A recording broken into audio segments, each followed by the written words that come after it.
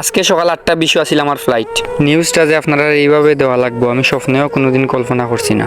তবে সব কিছু তো আর নিজের ইচ্ছায় হয় না, কিছু কিছু বাস্তবতা মানিয়ে নেওয়া লাগে। আমরা আসলে সবাই এই বাস্তবতার শিকার। সময় এবং পরিস্থিতির কঠিনতম অভ্যাসকেও পরিবর্তন করতে বাধ্য করে। সময়টা বড় নিষ্ঠুর। যত ভালোবাসা থাকুক, যত সম্পর্ক থাকুক, এক সময় কিন্তু সব কিছু ফিকে হয়ে যায়। যে মানুষগুলো আজ আশিদের হতাদের পাশে থাকে, তারাও একদিন তাদের নিজস্ব দুনিয়াতে হারাই যায়।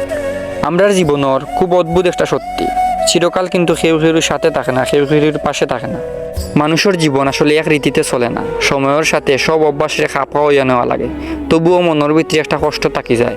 যাই হোক, আমার মনের কিছু অনুভূতি আপনারা লগে শেয়ার করলাম। আর আমার অনেক অনেক ভালোবাসার মানুষ আমার জিজ্ঞাসুন কমেন্টের মাধ্যমে, ইনবক্সের মাধ্যমে যে আমি কই যাইরাম, সবাইরে তো রিপ্লাই করা আমার পক্ষে সম্ভব হয়েছে না। তো আমি গেছিলাম কি ডোমেস্টিক ফ্লাইটের ঢাকাত একটা প্রজেক্টর কাজে।